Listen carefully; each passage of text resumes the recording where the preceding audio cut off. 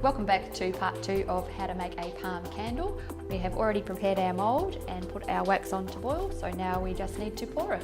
Okay, so now we've added our dye and fragrance. We need to now pour our wax into our mould. Now when you're working with palm wax, it is really important that you pour at a specific temperature. In this case it's 95 degrees. If you pour any cooler, you're not going to get the crystallized pattern. If it's a really cold day, another hint is to warm up your mould either in the oven or use a heat gun just to warm up the mould slightly. Again, if you don't, it will affect your crystal pattern. So our mould's quite warm, so we're good. So we will just grab our wax. Perfect. So this is just a simple case of just pouring it in. As close to the top as you can get it. As close to the top of the mould. Yep. Keep going. Keep going. Beautiful. Lovely. Can you see how it's made a little concave top? I can, So that will then give you a beautiful flat bottom. Okay, great. So another hint that I learnt, because it is a little bit of a coolish day, they really like to cool down really slowly. So just a hint to stop any holes forming in your candle is just pop a box over the top, and that will keep the warmth and the heat inside, and you won't end up with any holes in your candle. So just grab the box that's on the floor and just place it over the top. Oh dear. Any size box, doesn't matter. That's it.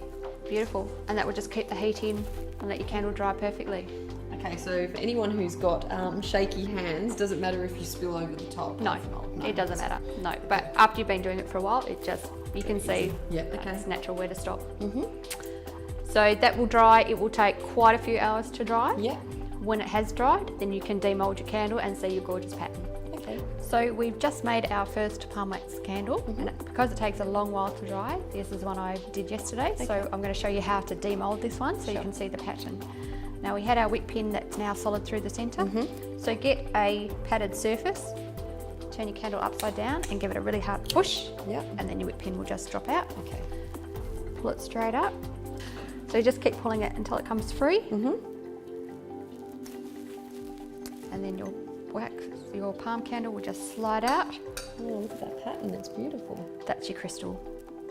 Wow. It gives it a beautiful pattern. So all you need to do now is insert your wick.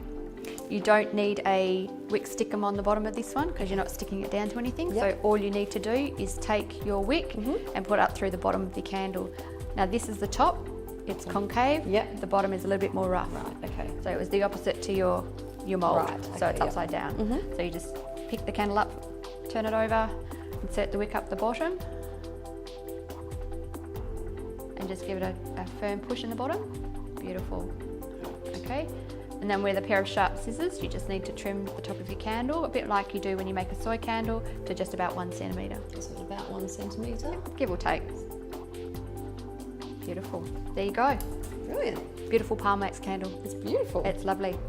Got a great finish to it. It has, and when it's burning, it will create a tunnel effect, which means it will burn down the centre, and it's designed to leave a very thin shell on the outside, so it gives you this beautiful lantern type effect. So it is really important to test every candle that you make.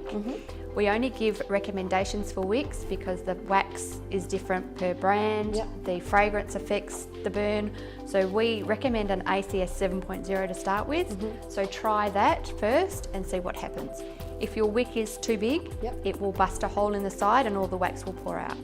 If it's too small, you'll get a very small tunnel down the middle and the shell will be too thick, it won't give you a lantern effect.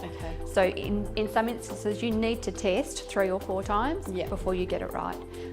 And so I've noticed that around your house you've got quite a few candles, so you obviously test everything in your house yourself? We test daily. Everything that we buy in, a new fragrance, we test for throw, but we also test the wicks to see how it performs.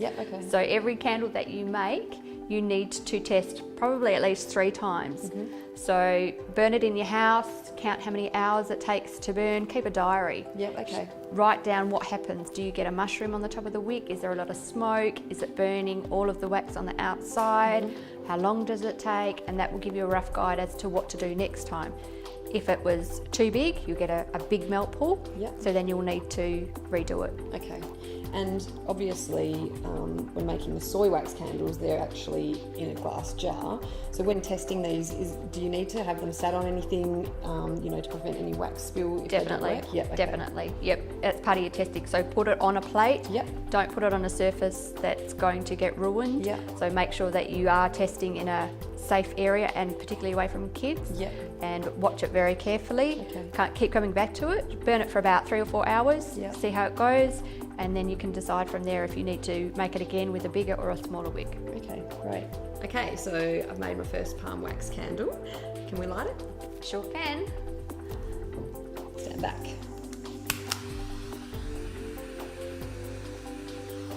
Okay, just give it a few seconds to get down and melt.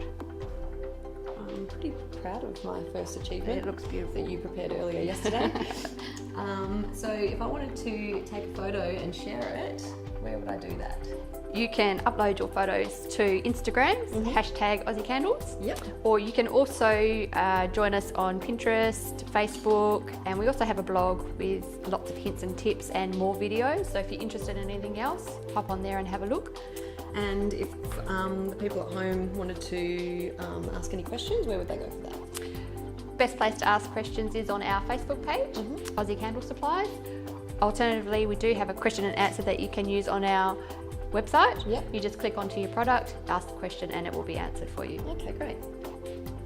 So let that burn for a little while. If it's burning correctly, you'll start to see it melt out and create a shell. Looks particularly lovely at night. Oh, great. So that concludes our how to make a palm wax candle for today. Thank you for joining us. If you like this video, please hit like and subscribe, and we look forward to joining us on our next video.